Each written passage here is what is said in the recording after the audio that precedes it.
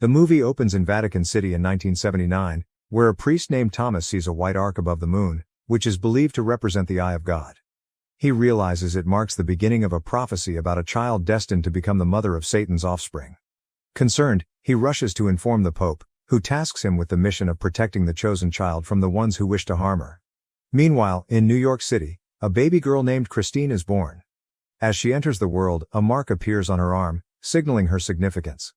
One of the doctors then takes the little girl away from her mother in the basement and starts a ritual where a man feeds her blood derived from a snake. After the ritual, the doctor returns Christine to her mother and wishes her a happy birthday. The scene jumps forward 20 years to late December 1999, where an investment banker is having dinner with some colleagues.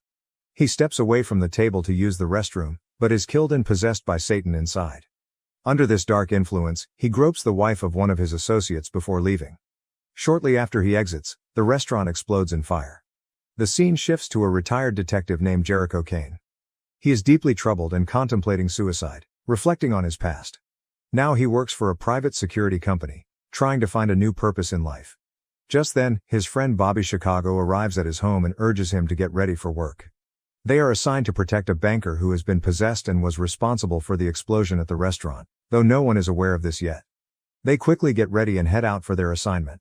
While driving the banker to his destination, Jericho suddenly spots a sniper in a nearby window, aiming at the banker. Acting quickly, he pushes the banker into the car, taking the shot himself. Fortunately, he is wearing a bulletproof vest, so he remains unharmed. The banker then immediately drives away from the scene. Jericho and Bobby chase the shooter in a helicopter as he tries to escape from a rooftop. They engage in a tense gunfight, and Jericho captures the shooter just before he can jump off. During their struggle, the shooter attacks Jericho, causing him to fall to the ground. The shooter then retreats underground, where he ominously warns Jericho that 1,000 years have ended and he does not understand the consequences of his actions. As Jericho demands he lower his weapon, the shooter repeats his eerie line, prompting Jericho to shoot him. Investigating the fallen man, Jericho discovers only a bar card and realizes that the shooter is actually a priest. Moments later, Detective Marge and her team arrive to investigate. She asks Jericho if he is still drinking, and he insists his alcohol use has nothing to do with the case. Marge then reveals that the shooter has no tongue and cannot speak, but Jericho reported that the man communicated something to him. Intrigued, Marge wants to understand how Jericho received that information despite the man's condition. This shocking revelation leaves Jericho stunned. After this shocking discovery, Jericho and Bobby go to the bar linked to the visiting card. There they find out the man's location. When they reach his apartment, they are met with a disturbing scene. His tongue in a jar and blood-written messages on the walls. They also find a picture of a girl in another jar. Just as they prepare to leave, Marge and her team arrive. She reveals that the man is a priest named Thomas, who came to New York in 1981 after being trained by the Vatican and vanished 6 months ago. With this news, Jericho and Bobby leave the apartment. Meanwhile, Christine is on her way home from visiting her late mother's grave. On the train, a strange man approaches her and warns that someone is coming for her, even mentioning her name. Surprised, Christine asks how he knows her name. When she touches him, he suddenly shatters like glass, making her scream in terror. Looking around, she sees other passengers staring at her, seemingly unaware of the incident. Confused and scared, she searches for the man, but he has completely disappeared. When Christine gets home, she quickly calls her family doctor, Dr. Abel, to discuss her visions. He reassures her that it is common to have such experiences after losing parents and prescribes some pills to help ease her anxiety. As she finishes the call, her stepmother, Mabel, comes over and asks how she is doing. Christine shares her vision and expresses her wish to feel normal like everyone else. Both Dr. Abel and Mabel worked at the same hospital, where a ritual was performed for Christine at her birth. At the same time, Jericho returns home, thinking about his encounter with Thomas and the words he heard from him. He opens a box of mementos and feels emotional when he finds a trinket of a dancing girl. After gathering himself, he opens the Bible and decodes messages from the wall in Thomas's apartment that warns about Satan who will be freed after 1,000 years. Alarmed, Jericho rushes to the church to meet Father Kovac, a priest familiar with Thomas. Jericho asks Kovac about Thomas, but the priest is hesitant to share much, only mentioning that Thomas sensed danger and tried to eliminate it. When Jericho brings up Thomas cutting off his own tongue, Kovac inquires if Thomas spoke of a girl. Jericho declines to have heard any such information, but pushes for more information about Thomas. Kovac refuses to elaborate and questions Jericho's faith in God. Jericho replies that he has lost his belief due to the death of his wife and child, feeling abandoned by God. Frustrated, Father Kovac decides not to continue the conversation and walks away. Undeterred, Jericho quietly follows Father Kovac down to the church basement, where he sees a woman tied to a bed, bleeding from her hand. Father Kovac quickly pushes Jericho outside, warning him to forget what he just saw for his own safety. Later that evening, Dr. Abel is having dinner with his family when the possessed banker arrives at his home, asking about Christine. Just then Dr. Abel's daughter calls for him, which prompts the man to enter the dining room. Shortly after, he takes both his wife and daughter, seemingly enjoying the situation. As this unfolds, the mother and daughter merge into a single figure that transforms into Christine. Back at home, Christine wakes from a disturbing dream, screaming in fear. Her stepmother rushes in to calm her, highlighting the deep connection between Christine and the man possessed by Satan. The next morning, the possessed banker arrives at the police station to see Thomas, but an officer stops him. To gain entry, the possessed banker shares some details about the officer's past, convincing him to let him into the restricted area. He then heads to the room where Thomas is being held. When Thomas sees him, he tries to scream but cannot. After a brief exchange, the possessed banker murders him. A little while later, Marge, along with Jericho and Bobby, comes to the station to take a written statement from Thomas. However, when they arrive, they are met with a shocking sight. Thomas is crucified on the ceiling, leaving all three of them in disbelief.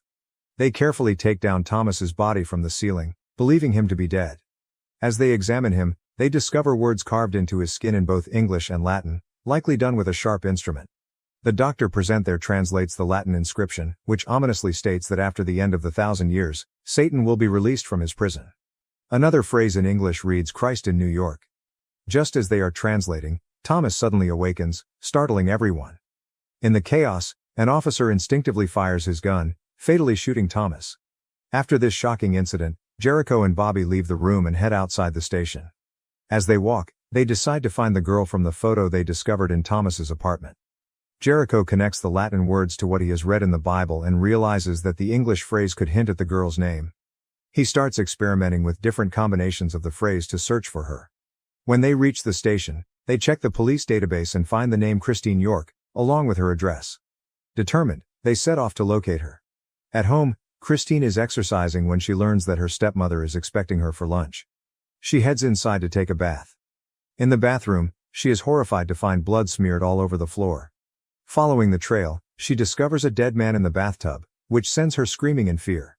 Just then, 3 strangers burst into her room, and she quickly tries to escape. Christine locks herself in her room, attempting to outsmart the strangers by throwing a cupboard out of the window to create a distraction. She then hides herself in a closet. When the strangers break down the door, they quickly sense her presence in the closet. As they catch her, she fights back but is overpowered. The strangers turn out to be priests from the Vatican, intent on killing her. Meanwhile, Jericho and Bobby are nearby and hear Christine calling for help. They spot the broken cupboard on the street and rush to her residence. Upon arriving, they engage in a fierce struggle with the priests, who eventually flee through the window after the altercation.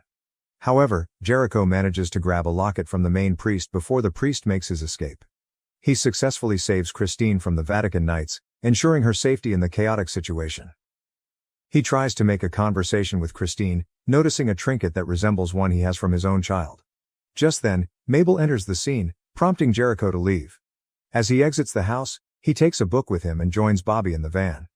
Unbeknownst to them, Mabel watches them from the window, contacting someone to inform them of Jericho and Bobby's presence. The man on the other end warns her that someone is waiting for Christine, but she insists that Jericho will follow her and discover the temple, so she declines to join them. The possessed banker confronts Dr. Abel, who tells him that he cannot bring Christine to him. In a fit of rage, he kills the doctor and decides to go find Christine himself. Meanwhile, in the van, Jericho opens the book he took from Christine's house and notices the symbol of the locket he grabbed during the fight with the priest. Realizing its significance, Jericho returns to the residence to talk with Christine. He explains that the strangers who attacked her were actually trying to stop the devil worshippers and were not the bad guys. As Christine cuts an apple, she wonders what connection these events have to her. Suddenly, she sees a disturbing vision in the apple and screams. She tries to explain to Jericho that she has a medical condition that causes her to see visions. However, Jericho reassures her that he also witnessed what she saw in the apple. Outside the residence, the possessed banker arrives and notices the numerous vehicles surrounding the house. Determined to destroy everything, he steps to the side, urinates, and throws a lit cigarette onto the ground, igniting a fire that causes all the nearby vehicles to explode. Tragically, Bobby, who is in the van, is also killed in the blast. As Jericho and Christine attempt to escape the fire engulfing their residence, they are confronted by Mabel, who is possessed and exhibits extraordinary strength despite her age. Jericho struggles to subdue her and ultimately manages to rush outside with Christine. As they flee, the banker enters the residence through fire and calls out to Christine, revealing that she knows who he is. However, Christine chooses to escape with Jericho despite the possessed man's call. Frustrated, the banker turns to Mabel and kills her for failing to complete the task assigned to her. Outside, Marge, along with another officer who is under Satan's influence, confronts them, demanding to know Christine's whereabouts. In a tense moment, Jericho fights back and kills both of them. He turns to Christine, asking her about the chaos surrounding them, but she admits she has no idea what is happening. Moments later, the banker revives the dead Marge, recognizing her value as a detective to help track down Jericho and Christine. When Jericho inquires about the banker, Marge reveals that she mostly has a dream about him, in which he tries to make love with her, even though she had never met him in real life. Terrified, she expresses her fear that if he confronts her, she might be drawn to him. As the sound of police sirens approaches nearby, Jericho decides to take Christine to a church, hoping to find answers from Father Kovac. In the church, Jericho confronts Father Kovac about his men trying to kill Christine, but Kovac insists that they are not his men.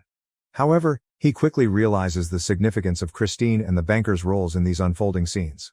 Kovac takes them to the basement, where Jericho sees the woman who was previously tied to a bed. Her bloody hands have now healed.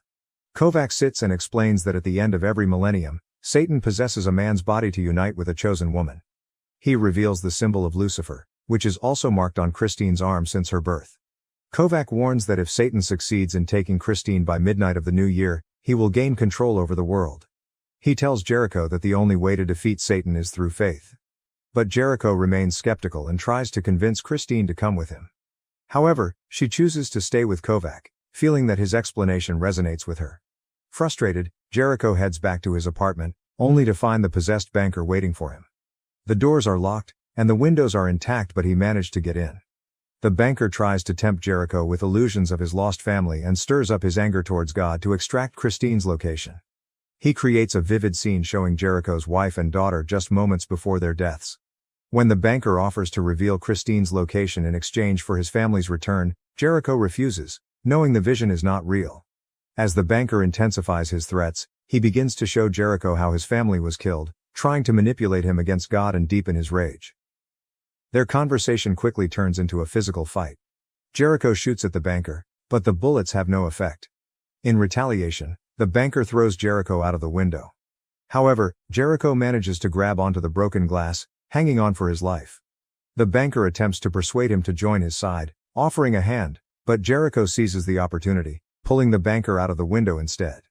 Jericho then climbs back up safely into his apartment and tosses the banker down onto a car below. After the incident, as Jericho tends to his wounds, he suddenly hears banging at his door. He rushes to check, worried that the possessed banker he threw onto the car might have returned. To his surprise, he finds the banker missing from the accident spot. Grabbing his weapon, he moves cautiously toward the door, where he is shocked to see Bobby standing right in front of him, alive. Jericho feels suspicious, fearing that Satan might have possessed Bobby's body. But Bobby reveals that when he got out of the van, the explosion's force knocked him into the gutter. To confirm his identity, Jericho shoots at Bobby's hand. When Bobby bleeds, he believes his part of the story. Relieved, they quickly devise a plan to rescue Christine from the church. Jericho asks Bobby to pick them up at the church in an hour, determined to get Christine to safety. At the church, the Vatican Knights arrive again, taking Father Kovac and his subordinate into custody while attempting to kill Christine. Jericho appears and steps in just in time to save Christine. Then Satan appears in the church, forcing Jericho and Christine to make an escape. In a brave move, Kovar's men confront Satan, trying to cast him back to hell. However, he easily resists their efforts, overpowering and killing the Vatican Knights. As Jericho and Christine try to escape, they are surrounded by Satan's followers. Just as Jericho engages in a fight with them, Bobby arrives and quickly gets Christine inside the vehicle but refuses to let Jericho in. Jericho gets badly hurt by the group while the possessed banker drives away with Christine. The next day, Kovac comes to Jericho's aid and tends to his wounds. Once Jericho regains consciousness, He arms himself with weapons from the station and tracks down the banker's location using Bobby's car data from the police database. When he arrives at the location, he spots Marge and quietly follows her to find the banker. There he sees a crowd performing a ritual for the banker. Marge soon finds Jericho's presence but is killed shortly after. Jericho then uses Christine as bait, while the banker calls out to Bobby to kill Jericho instead. Bobby hesitates and ends up perishing in the flames. Witnessing his friend engulfed in fire, Jericho opens fire on the evil and escapes with Christine. As they escape, Jericho and Christine reach a train station, narrowly avoiding an approaching train. The operator stops the train and agrees to help them. However, the banker soon catches up and kills the operator. In the chaos, Jericho uses a grenade launcher against the banker, causing significant damage to the train and giving them a chance to flee. With the banker's body now severely harmed, Satan abandons it in search of a new host. Jericho and Christine flee to the church, where Jericho tells Christine to hide. With no other options, he starts praying to God for help. Suddenly, Satan crashes through the floor and confronts Jericho in his true form, taking over his body. He then calls out to Christine, revealing that they have won the war. As she rushes to him, he pulls her back and tries to assault her. Christine keeps reminding him of his true self, which helps Jericho fight against the evil's control. In a desperate move, he impales himself on a sword from a fallen statue, delaying Satan's mission. Just as the new year begins, God frees Jericho from Satan's grasp, sending the dark entity back to hell forever. In the end, Jericho experiences a vision of his wife and daughter, both smiling and waiting for him on the other side. He feels a sense of peace, knowing he has protected Christine from danger. As New York rings in the new millennium with celebrations, Christine expresses her heartfelt gratitude to Jericho for saving her life and honoring his brave sacrifice.